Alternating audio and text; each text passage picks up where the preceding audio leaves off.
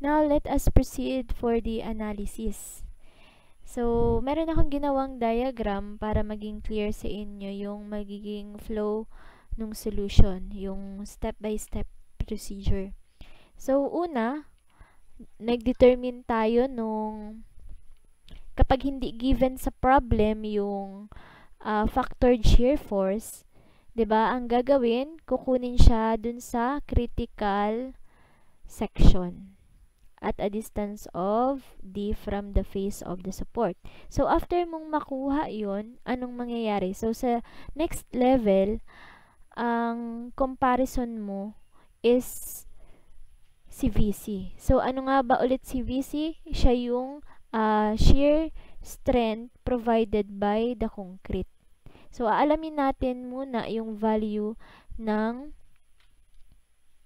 na shear force na kayang i-carry ni concrete. So, after malaman natin yun, i-compare na natin yung dalawa. So, halimbawa, yung let us assume values. So, let VU is equal to 50 kilonewton. And then, VC equal to 200 kilonewton. So, kung kukunin natin yung kalahati ng VC, that is 100.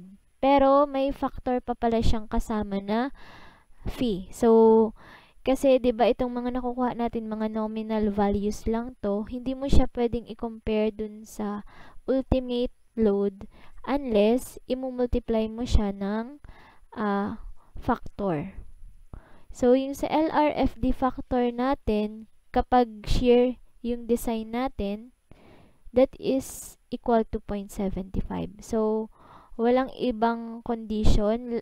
At all times, our phi is equivalent to 0.75. So, hindi ito katulad nung sa design of beams natin, dun sa flexure na merong 0.9, 0.65, or pag transition region, iba rin. So, dito, at all times, 0.75 yung phi natin. So, ayan. Kapag minultiply natin by 0.75 si 100, syempre 75 yung value niya. So, less than pa rin si 50. So, pasok siya dito sa condition 1 natin. Kapag ganun daw, ang mangyayari, stirrups are not necessary. So, ibig sabihin, carry na ni concrete na i-carry si shear force. So, hindi na kailangan ni shear reinforcement.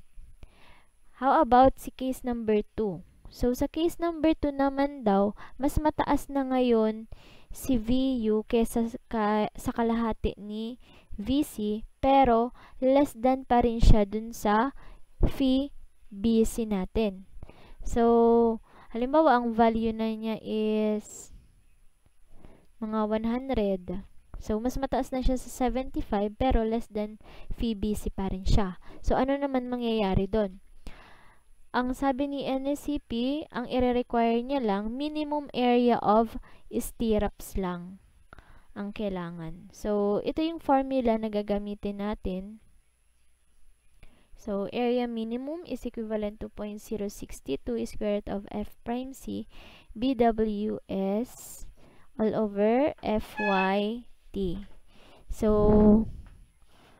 ayan, pakitandaan. And then, meron pa tong limitation. This value should also not be less than to this value. 0.35 B sub W S over FYT.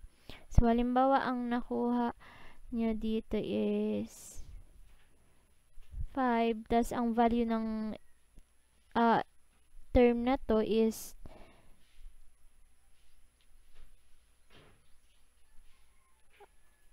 10. So, ito yung mag-govern kasi dapat mas greater than siya dito. Hindi siya magle-less than.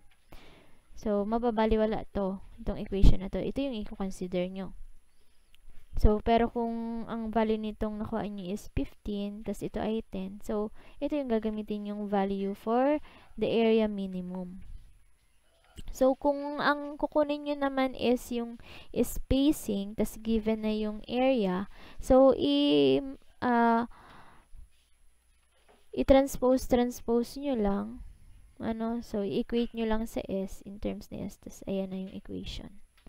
Yan. So, ano naman yung case number 3 natin?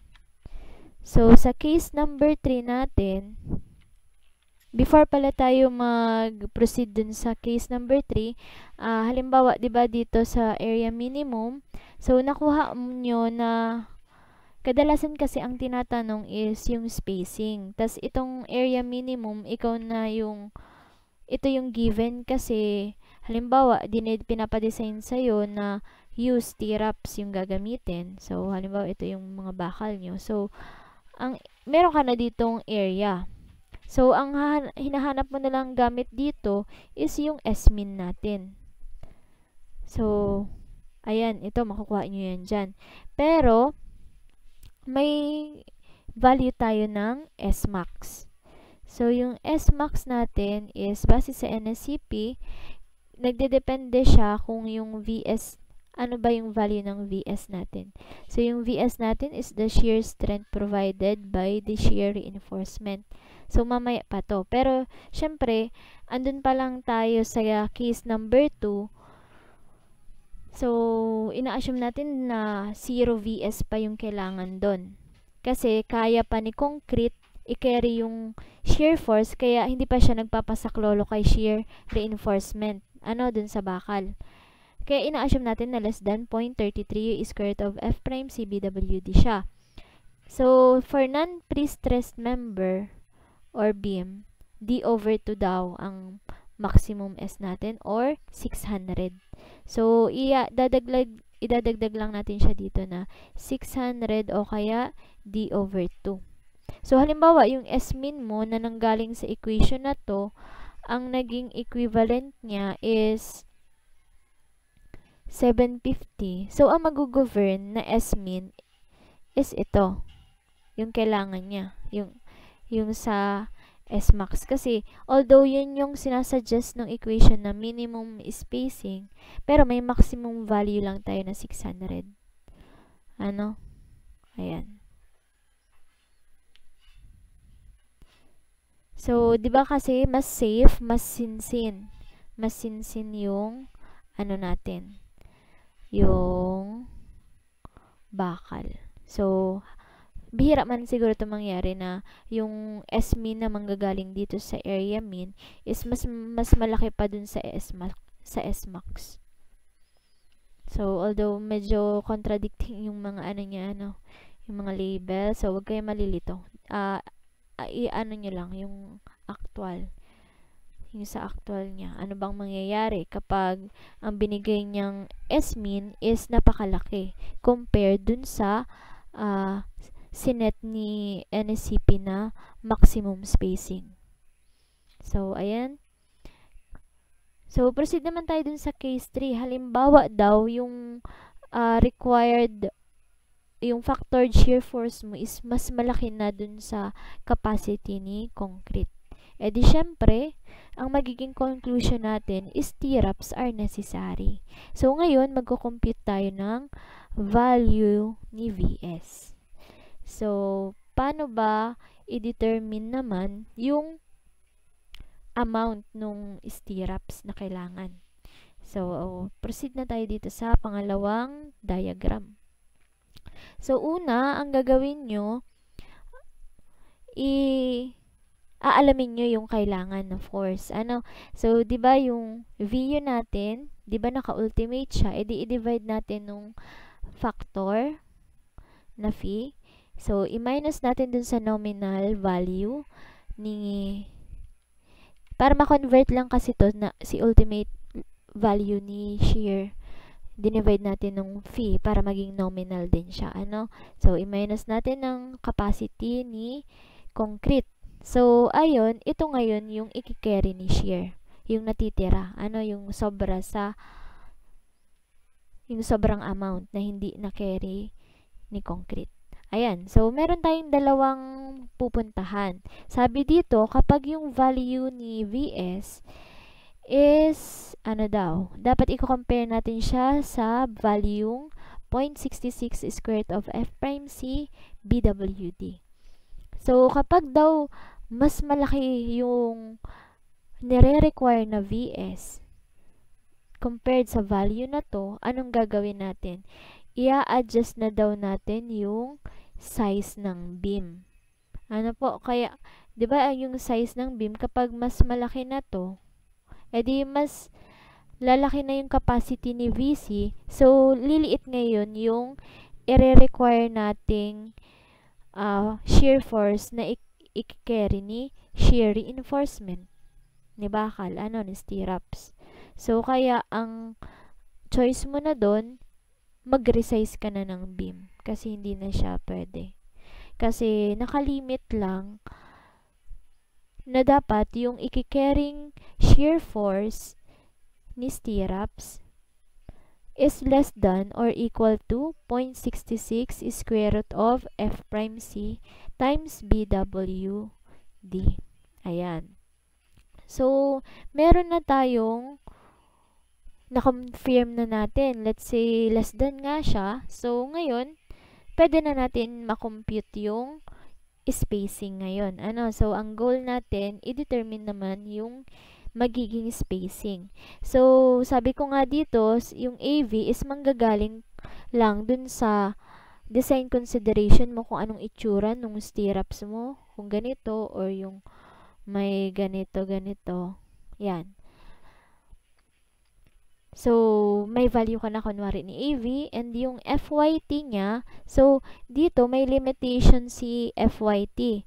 So, kung mapapansin nyo, yung FY is the yield strength lang din ni steel. So, dinagdagan lang dito ng T para ma-indicate na yield strength siya ni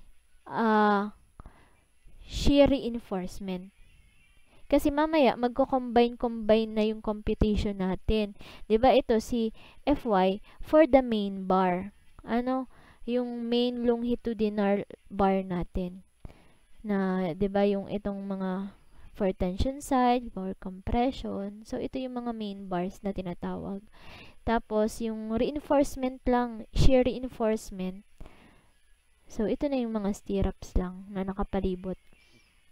So, ngayon, ayan, dinagdagan lang siya ng T dito, para ma-indicate na yield strength yon for shear reinforcement. And then, dati lang to, yung D natin is the effective depth, and yung VS, ito na yung na-compute, na ipapakerry niya. Yan. So, halimbawa, may na-compute na kayong S. So, hindi pa nagtatapos doon kasi may mga design consideration pa rin tayo na maximum and minimum values.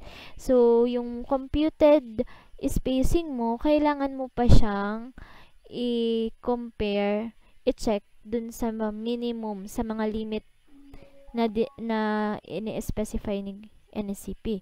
So, unang-una, meron tayong S-min. So, yung minimum spacing is equivalent to 25 mm plus the diameter nung ties.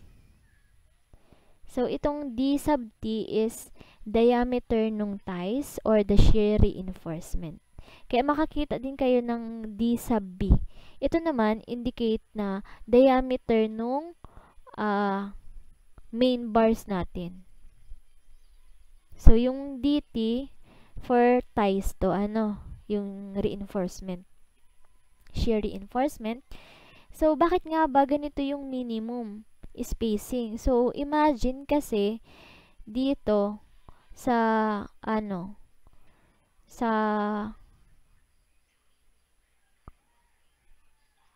dapat 3D. Ayan. So, ito yung pangunang stirrup. Tapos, yung susunod, andito naman.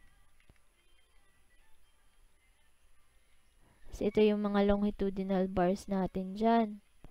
Ayan. So, imagine, ito yung spacing. So, kung less than pa dito, yung magiging spacing natin, ibig sabihin, sinsin na yung mga stirrups mo. Ibig sabihin, hindi na kayang pumasok ng mga aggregates dyan. Kung magiging less than pa dito. Kasi 'di ba dun sa NSCP din, nililimit natin na yung clear spacing in between is 25. Tas nag-plus siya nung diameter nung ties kasi nga yung spacing na tinutukoy natin dito is center to center spacing. So, included yung tigkalahating diameter nila. Kaya, yan. Kaya may plus DT dito. So, kasi, nangyayaring minsan, mas mababa pa yung, kunyari, yung computed S mo is mas mababa pa sa S-min. Ibig sabihin kasi, sobrang laki ng nire-require na VS. Kaya, nagre-require siyang masinsin. Pero, kung ang mangyayari naman is sobrang laki nung nakuha mong S, may limitation din naman tayo na hindi naman pwedeng andito yung unang stirrups mo and then yung next is napakalayo, mga 1 meter, ganun. So, hindi yun nangyayari. Hindi kayo nun makakakita sa site. Kasi nga, meron tayong may sinet din si NSCP na maximum spacing. So, again, bago mo malaman kung alin yung gagamitin mong value ng SMax, kailangan mo munang i-verify yung value ni 0.33 square root of f prime c times BWD. So, kapag daw greater than 0.33 yung value ng VS natin, ang SMax na nire-require is 300 or 1/4 nung effective depth natin. So, halimbawa, yung d over 4 natin, yung d natin is 500 divide 4, that is 125. So, alin dito yung mag-govern? Si 300 ba o si 125? So, since SMax ang pinag-uusapin natin, so, ibig sabihin, maximum value na yon. So, ito yung mag-govern dun sa dalawa. So, kapag naman daw, nag-less than 0.33 ito, si VS, ang magiging maximum spacing mo naman is 600 or D over 2. So, let's say 500 pa rin yung D natin. So, 250. So, ito yung mag-govern dito sa dalawa. And then, i-compare mo din ulit si S dito. So, ibig sabihin, meron kang i-compare na S1, S2. May dalawa kang maximum value eh. So, dapat si S should be less than dun sa dalawang SMax. Ayan. So, on my next video, yun na talagang pinaka-example. So, thank you.